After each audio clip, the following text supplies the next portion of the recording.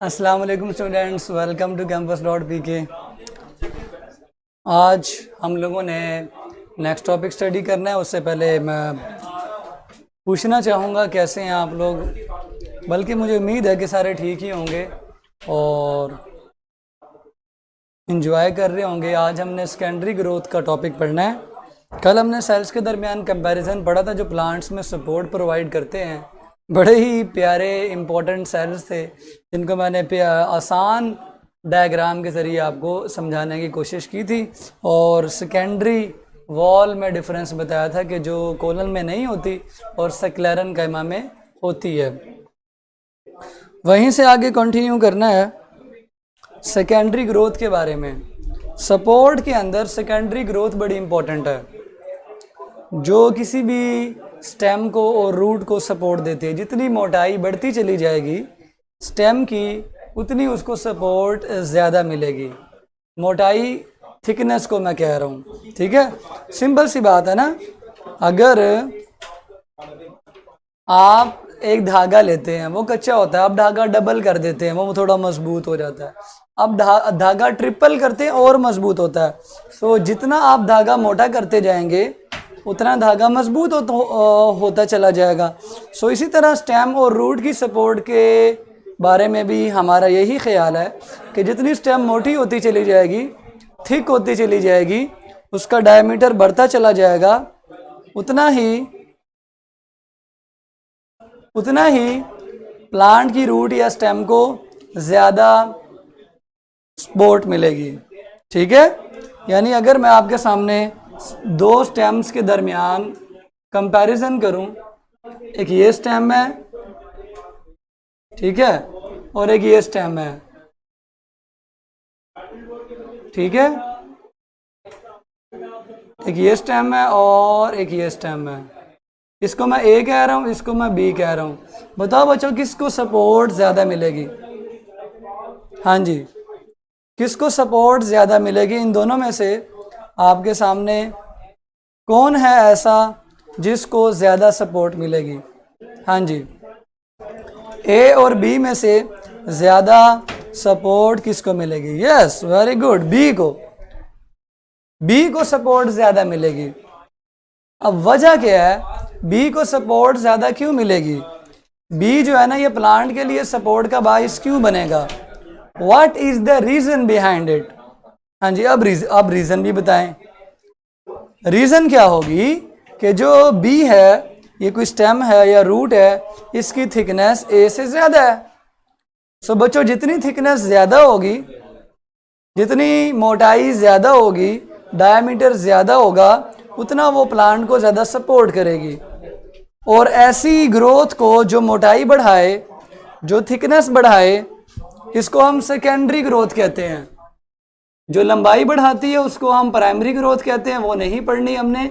जो सपोर्ट होती है वो प्राइमरी से नहीं, सेकेंडरी ग्रोथ से मिलती है।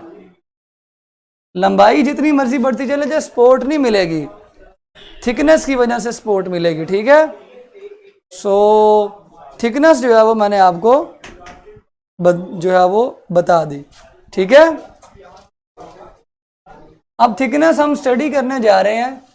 ये बड़े दूर लिख दिया मैंने, थोड़ा सा जल्दी लिखना चाहिए, करीब लिखना चाहिए, ठीक है। यहाँ से this is the secondary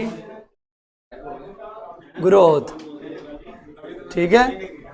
secondary growth होती कैसे है बच्चों? What are the reasons behind secondary growth? कौन से फैक्टर्स हैं जो सेकेंडरी ग्रोथ में इन्वॉल्व होते हैं? उन फैक्टर्स को आप समझ लें। सेकेंडरी ग्रोथ में दो तरह के कैम्बियम टिश्यूज इन्वॉल्व हैं। एक को हम वेस्क्यूलर कैम्बियम कहते हैं और दूसरे को हम कॉर्क कैम्बियम कहते हैं। सेकेंडरी ग्रोथ जो कि गिर्थ में इजाफा है, इंक्रीज इन गिर्थ कहते हैं थिकनेस को, डायमीटर को, ठीक है, डायमीटर को, मोटाई को। इसके अंदर दो चीज़ें इन्वॉल्व हैं। नंबर वन वेस्क्यूलर कैम्बियम और नंबर टू कॉर्क कैम्बियम। ये दो कैम्बियम की एग्जांपल्स हैं। ये कहाँ पे होती हैं अभी मैं आपको बना के दिखाऊंगा और इनके फंक्शंस के बारे में भी बताऊंगा, ठीक है। इतना बच्चों क्लियर है? ये मैसेज कर दें ज़रा जल्दी से, कमेंट कर दें। Secondary growth is brought to you by, या secondary growth is due to vascular cambium and cork cambium.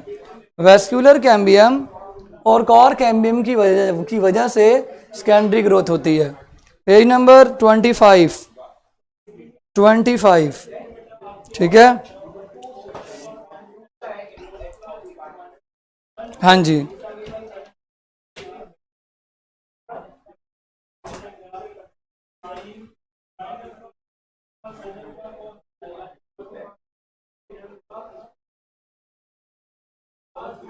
Clear है, वेरी गुड। लें जी, देखते हैं जी इसका, आपको ढूंढ के दिखाते हैं कहाँ पे आपको मिलेगा, ठीक है।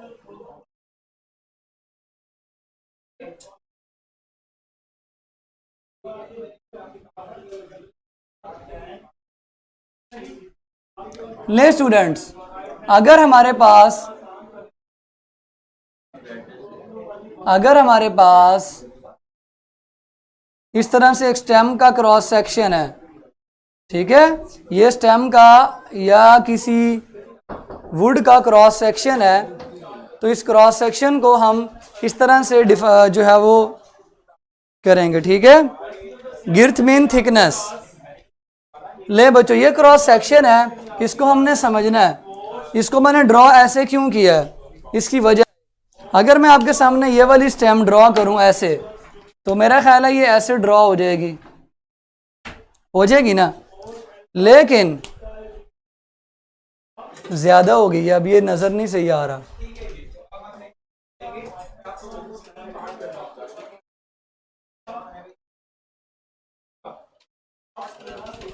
ठीक है, ये देखा ना, यहाँ फेंट हो गया यहाँ से। अब ठीक है, इतना ठीक है। ले स्टूडेंट्स, ब्राइटनेस सेट हो रही थी। ये आपके सामने मैंने ऐसे, ये मार्कर है ना, इसको मैंने ऐसे शो किया, ऐसे बना दिया। अगर मैं मार्कर ऐसे दिखाऊं आपको, ऐसे, इसका ये वाला क्रॉस सेक्शन, ये वाला हिस्सा अगर मैं आपको कट करके दिखाना चाहूँ कि इसमें कौन कौन सी लेयर है, तो ये ऐसे बनेगा बोर्ड के ऊपर। इस बोर्ड के ऊपर बनाने से पहले मैं आप लोगों को बता रहा हूं कि हम लोग वुड को इस तरह काट के देख रहे हैं। ये एक लकड़ी है, स्टेम है, इसको दरमियान से काट के ये वाला हिस्सा जो है ना हम देखने जा रहे हैं, ठीक है। इसमें जो आउटर मोस्ट लेयर होती है बच्चों, आउटर मोस्ट लेयर, बल्कि हम दरमियान से स्टार्ट करते हैं। दरमियान में जहाँ पे पेंसिल का सिक्का होता है, दरमियान में जो लेयर होती है, सबसे अंदर सेंटर में जो लेयर होती है, दैट लेयर इज कॉल्ड पिथ। बच्चों ये पिथ है, ठीक है, पिथ के सेल्स हैं, ये पिथ के सेल्स हैं, these are called pith cells. Pith के अराउंड, पिथ के सराउंडिंग में जो सेल्स होते हैं, पिथ के सराउंडिंग में, उसको हम प्राइमरी जैलम कहते हैं। प्राइमरी जैलम की एक नहीं बल्कि कई लेयर्स होती हैं। ये पिथ थी, ये प्राइमरी जैलम की लेयर हो गई, ये रिंग्स की फॉर्म में अपीयर होती है। ये दूसरी प्राइमरी जैलम की लेयर है, ठीक है, ये तीसरी प्राइमरी जैलम की लेयर है। बच्चों ये प्राइमरी जैलम की जो लेयर्स हैं, ये रिंग्स की फॉर्म में अपीयर होती हैं, रिंग्स की फॉर्म में। वुड के अंदर जब हम देखते हैं तो ये एनुअल रिंग्स होते हैं प्राइमरी जैलम के, ठीक है। और ये वैसे ये सेकेंडरी जैलम होता है, बाद में ये प्राइमरी में कन्वर्ट होता चला जाता है। सो खैर, पहला वाला जो रिंग था दैट वाज प्राइमरी जैलम, और बाकी के जो मैंने रिंग्स बनाए हैं, दीज आर एनुअल रिंग्स। एक साल में आमतौर पर ये एक रिंग बनता है, इसलिए हम इनको एनुअल रिंग्स कहते हैं, जैलम के एनुअल रिंग्स हैं। सो आप इसको प्राइमरी सेकेंडरी कुछ भी ना कहें फिलहाल, वो आपको बाद में समझ आ जाएगा। सबसे सेंटर में ये वाला जो हिस्सा है, ये पिथ है, पिथ के बाद प्राइमरी जैलम है, और उसके बाद एनुअल रिंग्स आ जाते हैं। बच्चों एनुअल रिंग्स के बाद सेकेंडरी जैलम आता है। ये बड़ा इंपॉर्टेंट आपके सामने एक पॉइंट है। एनुअल रिंग्स के बाद जो लेयर आती है वो सेकेंडरी जैलम की होती है। This layer is called secondary जैलम, ठीक है जी, सेकेंडरी जाइलम। सेकेंडरी जाइलम के बाद जो लेयर होती है एक्टिवली डिवाइडिंग सेल्स की, वो वेस्क्यूलर कैम्बियम होता है। वेस्क्यूलर कैम्बियम की ये लेयर है, वेस्क्यूलर कैम्बियम की लेयर है। ठीक है बेटे, अभी मैं किसी की भी बात नहीं कर रहा, फिलहाल आप समझें। ठीक है, ये आपके सामने वेस्क्यूलर कैम्बियम की लेयर आ गई। This is called vascular cambium. ये सेल्स हैं जो कि वेस्क्यूलर कैम्बियम की लेयर बनाते हैं। इस वेस्क्यूलर कैम्बियम के बाहर जो लेयर है, इसका वेस्क्यूलर कैम्बियम के जो बाहर लेयर है, दिस इज कॉल्ड फ्लोएम। ये फ्लोएम की लेयर है। जब जाइलम एंड हो जाता है तो वेस्क्यूलर कैम्बियम स्टार्ट होता है और उसके बाहर फ्लोएम की लेयर आ जाती है। This is called the layer of phloem. बच्चों ये फ्लोएम है। और पहले आता है secondary phloem. Secondary phloem, this is the layer of secondary phloem. ये सेकेंडरी फ्लोएम है। ठीक है, फ्लोएम की एक और लेयर बना दें आप, उसको प्राइमरी फ्लोएम कंसीडर कर सकते हैं। ठीक है, ये प्राइमरी फ्लोएम हो गया। सो फ्लोएम की दो लेयर्स हो गई। फ्लोएम के बाद अगर हम मजीद इसके बाहर जाएं तो हमें एक कॉर्टेक्स की लेयर मिलती है। ये कॉर्टेक्स के सेल्स हैं। ठीक है, कॉर्टेक्स के सेल्स हैं। These are the cells of cortex. Cortex के सेल्स हैं। ठीक है, कॉर्टेक्स, ये लेयर कॉर्टेक्स के सेल्स की, ये चौड़ी लेयर होती है। ये चौड़ी लेयर होती है, कॉर्टेक्स के सेल्स की होती है। आप सबको पता है हमारी स्टेम के अंदर, हमारी रूट्स के अंदर, हमारे छोटे छोटे जितने भी प्लांट्स की स्टेम्स के पार्ट्स हैं, सब के अंदर कॉर्टेक्स की लेयर बड़ी इंपॉर्टेंट है। So this is students cortex. This is the layer of cortex. Cortex के बाहर जो लेयर आती है दैट इज कॉर्क कैम्बियम। ये कॉर्क कैम्बियम है। कॉर्टेक्स के बाहर जो लेयर आती है, this layer is called cork cambium.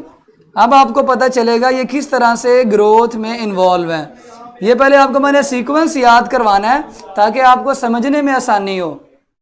Cortex की लेयर के बाहर जो लेयर आती है, it is the cork cambium. बच्चों ये कॉर्क कैम्बियम है। ये क्या है जी? Cork cambium. कॉर्क कैम्बियम की जो लेयर होती है कॉर्क बनाती है अपने बाहर, अपने बाहर इससे कॉर्क बनता है। ये कॉर्क की लेयर है। सो यहाँ पे मैंने कॉर्क कैम्बियम को हाईलाइट किया। Cork cambium. कॉर्क कैम्बियम के बाहर एक और लेयर है, इसको हम कॉर्क कहते हैं। ये एक्चुअल कॉर्क है। ये एक्चुअल कॉर्क है। ठीक है जी, ये क्या है? ये एक्चुअल कॉर्क की लेयर है। ये कॉर्क कैम्बियम के बाहर होगी। This layer is present out of the cork cambium. इसको हम एक्चुअल कॉर्क का नाम देते हैं। ये कॉर्क है। कॉर्क लकड़ी के बाहर वाली लेयर को कहते हैं जो कॉर्क कैम्बियम से पैदा होती है। अब ये आपके सामने एक लकड़ी का पॉइंट है। ठीक है, ये सारे सेल्स हैं which are present in the cross section of a wood. ठीक है, ये देखें, ये लकड़ी है। अब आपको मैं बताता हूं कि ये लकड़ी मजीद मोटी कैसी होगी। यहां पे वेस्क्यूलर कैम्बियम मैंने आपको समझाया था। वेस्क्यूलर कैम्बियम, वेस्क्यूलर कैम्बियम बच्चों देखो कहां पे है, चेक करो। Vascular cambium is present between secondary phloem and secondary xylem. ये जो वेस्क्यूलर कैम्बियम की लेयर है, इसके सेल्स डिवाइड होते हैं और ये आउटर साइड पर फ्लोएम की लेयर बनाते हैं और लोअर साइड पर जाइलम की लेयर बनाते हैं। जितनी लेयर ज्यादा होती जाएंगी, इस लकड़ी की थिकनेस बढ़ती चली जाएगी। बुक में इतना सा हिस्सा आपको दिखाया है, इतना हिस्सा। ठीक है, मैंने पूरा बना दिया ताकि ज्यादा क्लियर हो जाए। बुक में इतना पोर्शन आपको दिखाया गया है। ठीक है, इतना पोर्शन आपको जो है वो दिखाया गया। हम भी इतना पोर्शन पढ़ेंगे, लेकिन मैंने सारा जान के बनाया ताकि आपकी 100% क्लैरिटी हो जाए। ठीक है, सो हम भी बुक की तरह बनाएंगे। ये कॉर्क के अंदर कॉर्क कैम्बियम, ये सारी लेयर्स अभी आपको मैं अच्छी तरह समझा देता हूँ। इतना ये समझाने, इतना बनाने का ये मकसद ये था कि आपको पता चल जाए कि लेयर्स कैसे आई हुई हैं। अब मैं बाकी पोर्शंस को मिटा रहा हूँ ताकि आपको लेयर समझ आ जाए। इतना सा पोर्शन मैंने निकाल लिया। अब मैं सारे सेल्स को मिटा रहा हूँ यहां से। ठीक है, सारे सेल्स को मैंने मिटा दिया। क्या ये बुक वाली डायग्राम नहीं आ गई? अब आपको सही समझ आएगी कि ये एक्चुअल में मैं कर क्या रहा था। क्या ये बुक वाली डायग्राम नहीं बन गई? एक्चुअल में ये उस पूरे का एक हिस्सा है जो मैंने आपको समझाना था। क्यों भाई? ठीक है। अब आपको बताऊंगा स्टेम कैसी मोटी होती है। फिलहाल मैंने आपको यह समझाया है कि ये जो पीस है, ये पीस एक्चुअली लिया कहां से है, ये लकड़ी का कौन सा पोर्शन है। ठीक है बेटे, एपिकल मेरिस्टम इस टॉपिक का हिस्सा नहीं है। आपकी इतने ये बैटरी चेंज कर दें, फिर मैं आपको समझाता हूं। इतने आप इस डायग्राम को बुक से रिलेट करें। ठीक है, ये डायग्राम है बुक वाली एग्जैक्ट। ये मैंने उस लकड़ी में से निकाल लिया जो आपकी बुक में लकड़ी दिखाई गई है। उस लकड़ी में से मैंने ये वाली डायग्राम निकाल ली। इसकी ये जो सबसे दरमियान वाली लेयर थी, सबसे सेंटर में ये पिथ सेल्स हैं। ये पिथ सेल्स हैं। पिथ के अंदर ये वाली जो लेयर आपको बता रहे थे, ये मैं इस तरफ बना रहा हूं। दिस इज कॉल्ड प्राइमरी जैलम की लेयर है। उसके बाद प्राइमरी जैलम के बाद जो बाहर लेयर्स आती हैं, ये वाली, these layer are called annual rings. ये जैलम के एनुअल रिंग्स होते हैं जो डिवाइड होने के बाद पैदा होते हैं। उसके बाद ये वाला जो आपको पार्ट नजर आ रहा है, this is called secondary xylem. ये सेकेंडरी जाइलम वेस्कुलर कैम्बियम से बना है। वेस्कुलर का मतलब जाइलम और फ्लोएम। कैसे बना है अभी आपको बताते हैं। This is called your vascular cambium. अब आपने ध्यान से देखना है कि वेस्कुलर कैम्बियम ने क्या बनाया है।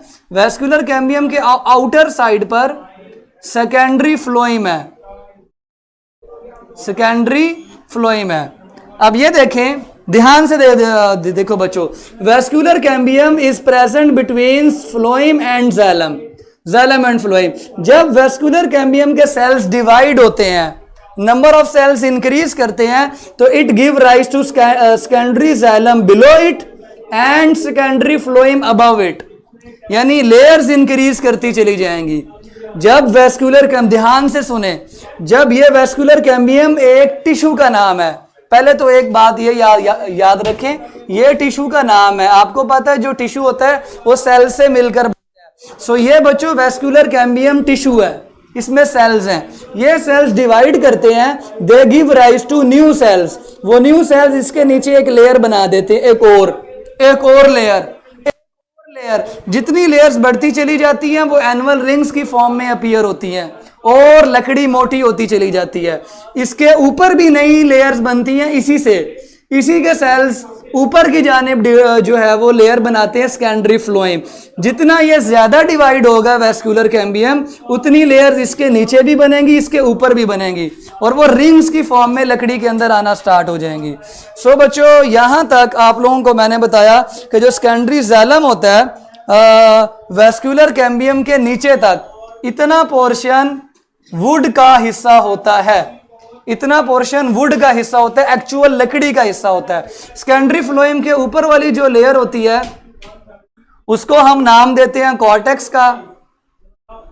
कॉर्टेक्स के ऊपर वाली जो लेयर होती है ये एक और कैम्बियम है। ये एक और टिश्यू है जो डिवाइड करने की सलाहियत रखता है। ठीक है, जब ये कॉर कैम्बियम डिवाइड करता है तो इसके नतीजे में कॉर्क के सेल्स पैदा होते हैं। कॉर्क बार्क का हिस्सा होती है, छाल जिसको कहते हैं। सो ये वाला जो पोर्शन है कॉर्क से लेकर सेकेंडरी फ्लोएम तक, ये बार्क होता है, बार्क। ठीक है बच्चों, बार्क। सो लकड़ी के ऊपर बार्क होती है जिसको हम छाल कहते हैं। कॉर कैम्बियम डिवाइड होकर कॉर की लेयर को मोटी करता जाता है। जितने कॉर के कैम्बियम के सेल्स डिवाइड होंगे उतनी कॉर की लेयर मोटी होती चली जाएगी। जितने वेस्कुलर कैम्बियम के सेल्स ज्यादा डिवाइड होंगे उतने ये जाइलम के और फ्लोएम के रिंग्स बढ़ते चले जाएंगे। सो ये रिंग्स बढ़ने से लकड़ी की मोटाई, थिकनेस और गिर्थ बढ़ती चली जाएगी। रियल वुड यहां से पिथ से लेके सेकेंडरी जाइलम तक रियल वुड होती है। मीन ये एनुअल रिंग्स लकड़ी का पार्ट होते हैं। अब जैसे जैसे नए रिंग जाते हैं वैसे वैसे जो पुराने रिंग्स हैं वो ओल्ड हो जाते हैं। सो जाइलम दो हिस्सों में डिवाइड हो जाता है। जाइलम का पोर्शन दो हिस्सों में डिवाइड हो जाता है।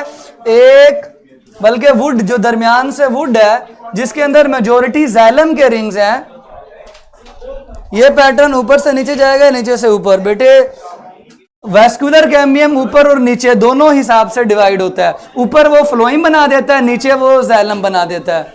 और कॉर कैम्बियम ऊपर की जानिब डिवाइड होता है और कॉर की लेयर बनाता है, मोटाई इंक्रीज होती है। बच्चों वुड दो तरह की हो जाएगी।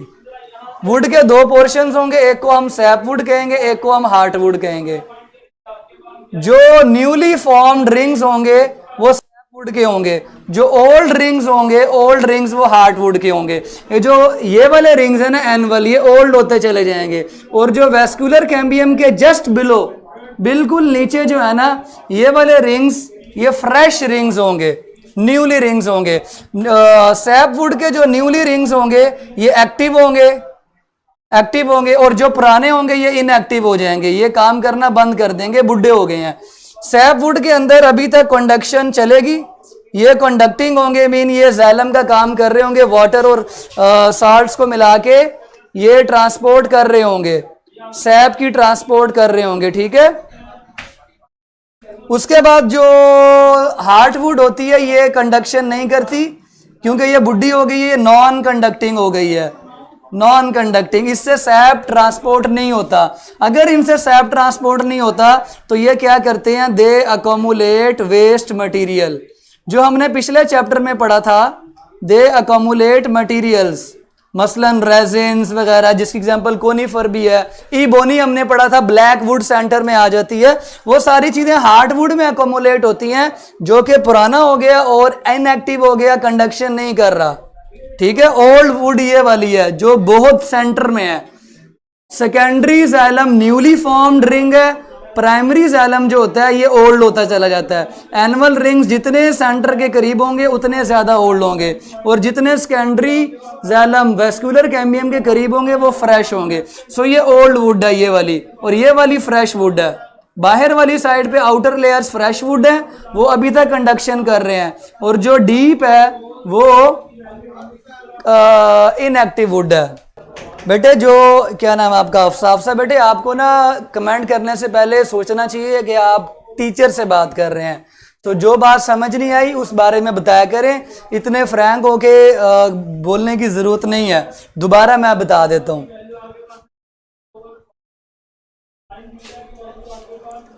यस, रियल वुड इज, बेटे रियल शियल कोई नहीं होता, रियल शियल कोई नहीं होता। ये सब सेल पिथ की डिवीजन से ही निकले हैं। नहीं भाई, ये सब सेल मेरिस्टम्स के सेल से निकलते हैं, जो आपको बाद में इंशाल्लाह कभी पढ़ाया जाएगा, ठीक है। फिलहाल इसको मैं रिवाइज कर देता हूं। कहां गया मैं, चलें अपनी एग्जांपल देते हैं। हम लोग जब नए नए होते हैं, जवान होते हैं, उस टाइम हम काम कर रहे होते हैं, एक्टिव होते हैं। जैलम जो नया नया बनता है ना, वैस्कुलर कैम्बियम के बिल्कुल नीचे सेकेंडरी जैलम होता है, ये कंडक्शन कर रहा होता है। हम बचपन से पढ़ते आ रहे हैं, जैलम का काम है सैप को, पानी को कंडक्ट करना, वाटर की ट्रांसपोर्ट करना। सो नया नया जो जैलम बनता है वो काम करता है, कंडक्शन करता है। लेकिन जैसे जैसे रिंग्स बढ़ते चले जाते हैं, पुराने जो सेंटर के करीब वाले जो रिंग्स होते हैं वो कंडक्शन बंद कर देते हैं, उनके सेल्स डेड होना शुरू हो जाते हैं, वो कंडक्शन बंद कर देते हैं। जब उनकी कंडक्शन बंद हो जाती है पानी की, उस तरह की लकड़ी को, इस पोर्शन को हम सैप वुड कहते हैं, सैप वुड कहते हैं। अगर मैं लकड़ी बनाऊं दोबारा, ये लकड़ी है बच्चों, लकड़ी के बाहर ये वाला हिस्सा बार्क होता है, ठीक है, और अंदर वाला हिस्सा जो है ना ये वुड होता है। वुड के अंदर भी, अब आपको मजीद क्लियर हो जाएगा, ये वाला हिस्सा सैप वुड होता है, और सबसे अंदर वाला हिस्सा जो है ना ये हार्ट वुड होता है, ठीक है। सबसे अंदर वाला हिस्सा हार्ट वुड होता है। बार्क ज्यादा चौड़ी बन गई है, इतनी चौड़ी नहीं बनानी, इतनी बहुत है, ठीक है। ये बच्चों बार की लेयर है जो आउटर मोस्ट होती है, जिसके अंदर कॉर्क है, सबसे इंपॉर्टेंट फ्लोइम है, कॉर्टेक्स है, ये बार्क है। अब आपको मजीद क्लियर हो गया होगा। सो ये पोर्शन जो था ये इतना सा मैंने बड़ा करके यहाँ पे बनाया है। So heart would toward central portion मौजूद होते हैं, और ये कंडक्शन नहीं कर रहे होते। जब कंडक्शन नहीं करते, कुछ तो करेंगे ना। हमारे घरों में जो बुढ़े होते हैं, जो काम नहीं, जो काम नहीं कर रहे होते फिर हम उन्हें क्या करते हैं, हम उन्हें कभी चीज लेने भेज देते हैं, कभी उनके पास कोई चीज रखवा देते हैं। सो कुछ ना कुछ तो इनसे लेना ही है ना। तो ये क्या काम करेंगे, ये वेस्ट को, मटेरियल्स को, रेजिन्स वगैरह को, जैसे रेजिन्स हो गए, गम्स हो गई, गम्स वगैरह आपने पढ़ी थी ना, लकड़ी में से, पौधों में से गम्स निकलती हैं, ठीक है। वो गम्स कहाँ पे स्टोर हुई होती हैं, वो हार्टवुड में स्टोर हुई होती हैं। इतनी सी बात थी। इसके अलावा ये कैम्बियम एक और काम भी करता है। Sometime cambium also give rise to parenchyma cells. और ये पैरेन्काइमा सेल्स जो होते हैं ये कभी कभी कैलस बनाकर प्लांट के जख्मों को हील करते हैं। कभी कभी प्लांट को जख्म भी आ जाता है, मसलन कहीं से लकड़ी टूट, सर हार्डवुड को ओल्ड वुड कह सकते हैं जी, क्या कह सकते हैं, ठीक है। और सैप वुड को न्यू वुड, फ्रेश वुड भी कह सकते हैं। Yes sir, now it's clear. बेटे बहुत सारे स्टूडेंट्स को क्लियर है, लेकिन 5-6 बच्चे ऐसे हैं जिनको क्लियर नहीं हो रहा, वो लेक्चर को दोबारा सुन सकते हैं। मैंने इतनी डिटेल में जाके कभी किसी को नहीं पढ़ाया, लेकिन आप लोग फिर भी जो है ना सर पे चढ़ रहे हैं और इतनी ज़्यादा डिटेल्स को अहमियत नहीं दे रहे। इट्स नॉट गुड, ठीक है। सो रेजिन्स, ऑयल्स, गम्स, ये सारी चीज़ें ओल्ड वुड, हार्टवुड के अंदर स्टोर हो जाएंगी। आपको इतना ज़्यादा कॉन्सेप्ट लेने की ज़रूरत नहीं है। कभी कभी हम कॉन्सेप्ट देने के चक्रों में अपना नुकसान कर बैठते हैं जब आप लोग इस तरह की बातें करते हैं। मैं आपको सिंपल डेफिनेशन बता के घर भेज देता। एवं मुझे जो है ना वो लकड़ी को खोल कर समझाने का कोई शौक नहीं है, आप लोगों के लिए बता रहा हूँ। सो इसको दोबारा सुन लें, ठीक है। ये मैंने आपको लकड़ी के सेल्स बता दिए हैं, ज़्यादा एडवांस बताया, इसलिए आपको जो है ना वो प्रॉब्लम हो रही है, क्योंकि आप लोगों की बेसिक्स कमज़ोर हैं। लेकिन खैर, अब आप लोग जो है ना सेकेंडरी ग्रोथ वाले पैराग्राफ में जाके सेकंड पैराग्राफ वाली लाइन पढ़ लें। मैं लाइन पढ़ रहा हूँ, आप लोग मेरे साथ रिवाइज करेंगे। बुक वाली लाइन मैंने समझाने के लिए इतना अपना दिमाग ख़राब किया। Vascular cambium first appear as a cylinder of actively dividing cell. इधर से ये बात क्लियर हुई कि जो कैम्बियम होता है वेस्क्यूलर, ये डिवाइडिंग सेल्स होता है। जब वेस्क्यूलर कैम्बियम डिवाइड होता है, it give rise to 2 new tissues. ये जैलम और फ्लोएम के दरमियान में it give rise to 2 new tissues. वो 2 न्यू टिश्यूज कौन से हैं? Secondary xylem next inner to the vascular cambium. Secondary xylem जो कि इनर है वेस्क्यूलर कैम्बियम के, and the other is the secondary phloem appearing outer to the vascular cambium. ये देखिए सेकेंडरी फ्लोएम नेक्स्ट है, अदर है, ये वेस्क्यूलर कैम्बियम के जो है ना आउटर साइड पर है। सो ये देखिए, ये बुक की लाइंस हैं जिसको मैंने आपको डायरेक्शन वाइज वुड के हिसाब से समझाया। अब ये रिंग्स का जो कॉन्सेप्ट था ये ज्यादा लंबा हो गया। रिंग्स, जितने ज्यादा सेल डिवाइड होंगे उतने लकड़ी के अंदर रिंग्स बनते चले जाएंगे, लकड़ी मोटी होती चली जाएगी। जितनी लकड़ी या स्टेम मोटी होती चली जाएगी उसकी गिर्थ बढ़ेगी, डायमीटर बढ़ेगा और वो प्लांट को सपोर्ट ज़्यादा देगी। उसके अलावा कैम्बियम का एक फंक्शन ये भी है कि पैरेन्काइमा सेल बनाता है। पैरेन्काइमा सेल्स कैलस बनाते हैं जहाँ पे जख्म आता है। जिस तरह हमें जख्म आता है, ब्लड क्लॉटिंग हो जाती है, इनको जब जख्म लगता है तो वहां पे ये कैलस बन जाता है। ब्लड क्लॉट तो नहीं होता, वो प्लांट का क्लॉट बन जाता है, सेल्स का क्लॉट बन जाता है ताकि जख्म भरा जाए। वो कैलस होता है जिसमें सेल्स डिवाइड होते हैं फ्रॉम पैरेन्काइमा, और ये पैरेन्काइमा कैम्बियम से ही बनते हैं। सो कैम्बियम का काम ही डिवाइड करके नए नए सेल्स बनाना है।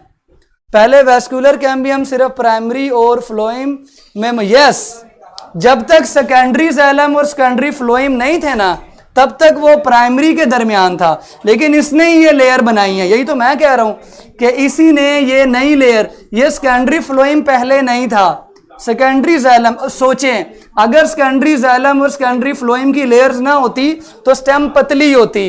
वेस्क्यूलर कैम्बियम ने एडिशन की है इन लेयर्स को बना के। ये आया, इसने यहाँ पे 2 लेयर्स का इजाफा किया, नीचे वाली साइड पे जाइलम का इजाफा किया, ऊपर वाली साइड पे फ्लोएम का इजाफा किया। जब लेयर्स का ये इजाफा करता है डिवाइड करके सेल्स की डिवीजन से, तो मोटी होती चली जाती है लकड़ी। अब मजीद क्लियर हो गया होगा। अब थैंक यू करें मेरा, ठीक है, और अच्छे अच्छे रिव्यूज देना। इंशाल्लाह हम मिलेंगे कल नेक्स्ट लेक्चर के साथ। कल तक के लिए अपना ख्याल रखें और मुझे इजाज़त दें। अल्लाह हाफिज़।